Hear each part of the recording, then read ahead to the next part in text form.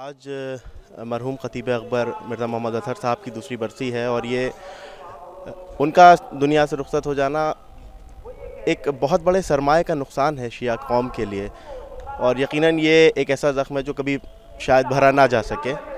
मैं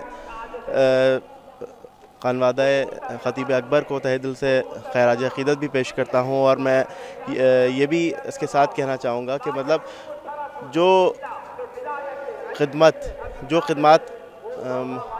मिर्ज़ा मोहम्मद अतहर साहब क़िबला ने करी थी, जो कौम के लिए की हैं, वो यकीनन एक ऐसी खिदमत थी कि जो कोई शायद ही कोई ऐसा इतिहास में दोबारा आए जो कर सकता हो।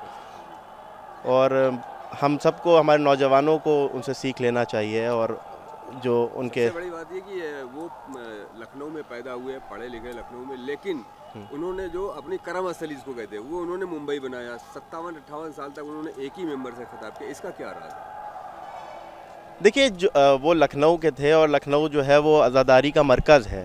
तो वो कहते हैं कि दिया तले अंधेरा हो जाता है और रोशनी जो है वो बाहर जाती है। तो इसी तरह से वो एक रोशनी थी जो मुल्क में और दूसरे स्टेट्स में जाकर के उन्होंने अपना इल्म बांटा, लोगों को, नौजवानों को तालीम दी, नौजवानों को अच्छा इल्म दिया, मजलिस खिताब करा।